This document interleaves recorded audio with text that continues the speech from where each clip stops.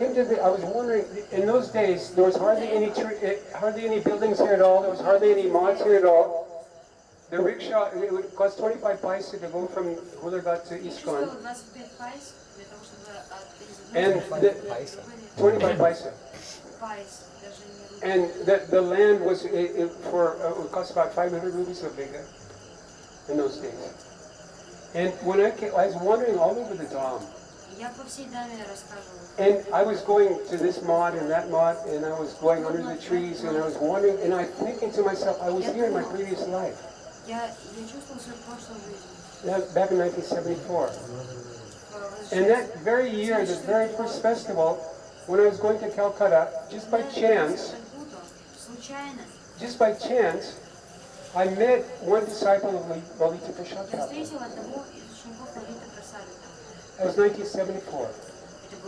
And he was riding on the train with me, and he said, when we got to Bir Nagar, which was Bhaktivinoda Thakur's birthplace, he said, I'm going to get down here and go see my Prabhupada. Would you like to come with me? So I said, why not? And he said, he's a son of Bhaktivinoda, and I got very excited. He's a son of Bhaktivinoda, really? So I went to see him. And Prabhu was 95 years old at that time. And I couldn't realize, at that time I wasn't very mature. I was just a new devotee. And I saw him chanting. He was chanting just like a child. He was just, he was bent over, and he was chanting all the time. And I saw tears coming from his eyes. I saw his foam coming from his mouth. I saw him levitating. I couldn't understand it. He asked me to sing. Do you know any songs of Bhaktivinoda? And I sang Jasamati Nandana Braja Bara Nagara. And he was clapping. And he was smiling. He was looking at me, and his eyes were filled with love. And tears were coming from his eyes. He was amazed to see some foreigners singing his father's song. And it made him so happy he was reprobated. At that time I couldn't imagine his glories at all. But later on, a few years later, I read Bhaktivinoda. I learned a little Bengali. And for the first time I read Bhaktivinoda Thakur's Harinam Chintamani. And then after reading this book, especially the last chapter, I came to this topic that's called Siddha Pranali, or Bhajan Pranali. And somehow or other, from that very minute I read that, I just became so attracted that I said, this is something I have to take. I just ran there, and I begged him. I said, Prabhu, I'm not going to leave here until you give me this. He smiled at me. And I was recommended. There was one of his senior devotees, one of his disciples, who recommended me.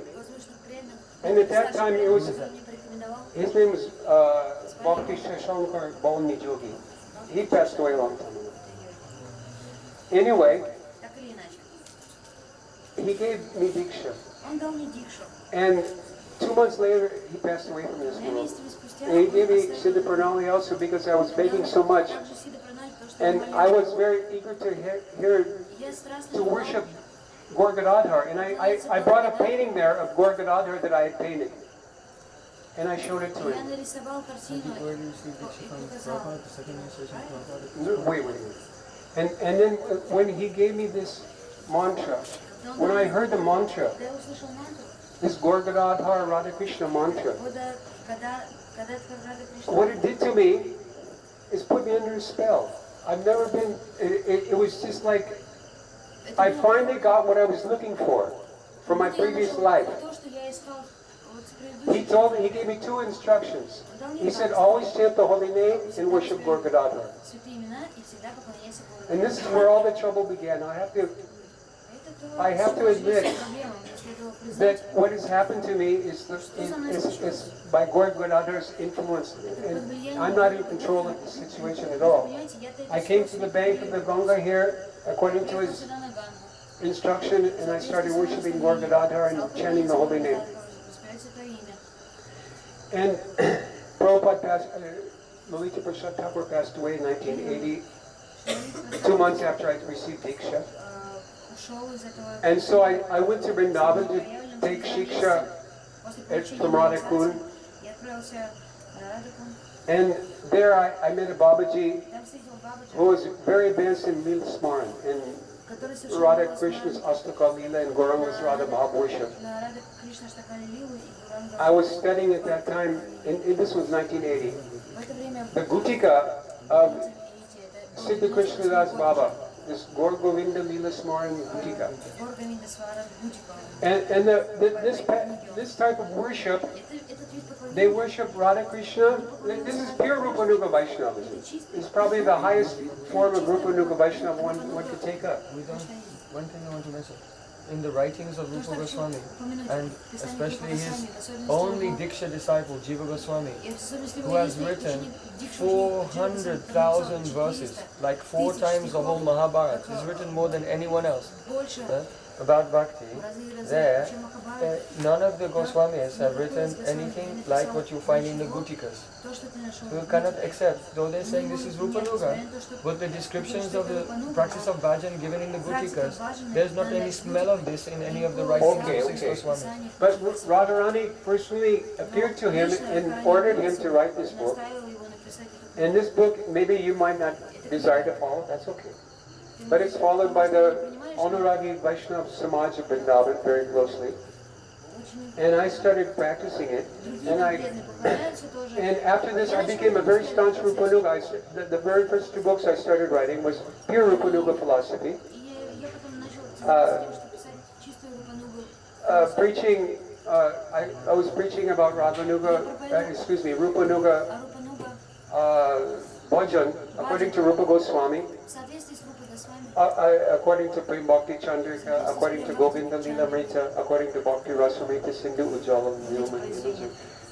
Why did Chaitanya Mahaprabhu come, and what did he come to give? And for about 10 years, in 1989. Ras Bihari has copies. I read it in 1993. Okay. This book, it was nothing about Nodi Nagri Bhav. And at that time also, I did not like this mood. I didn't like, I heard about it and I thought, well, this is not for us. And especially at the Babajis at Radha Kund, they're very much against this. So then when I started worshiping Gaur Gadadhar here, my Prabhu had departed, and I was thinking, where should I go for Shiksha? I want to know what actually Gaur Gadadhar worship is all about. Actually, Bhakti Vinod Thakur gives us a very basic beginning of what this worship is. It more or less in the mantra tells that Gaur is Krishna and Gadadhar is Radha. In the same way, Navadvip and Vrindavan are none different. And Gauranga's eternal associates are none different from Krishna's eternal associates. So this type of worship was a very basic beginning of Gaur Gadadhar worship. But then when I went to see I heard that there was one very advanced Babaji who was in Gadadhar Parivar. And he was like almost a Siddha Purush. And I went to see him, and the very first day I went there, he started talking about Nadi Nagri Bhav. Sachidungal Das. And as soon as I heard it, all this previous Siddhantas, the Rupanuga philosophy that I'd heard, it seemed like this is the next stage. And when I actually investigated, I was hearing from him, and he was so electrified when he was speaking Gaur Katha. His body was shaking. He would go on non-stop speaking Gorkota about Gorgadadhar. And tears were coming to his eyes. His body was shaking. And I never met someone so enlivened to speak Gorkota. And I was transported when I went there. I was completely fascinated. And I started investigating what this was around 1990. So from that point onward, I started to take up this, to investigate what this worship was all about. From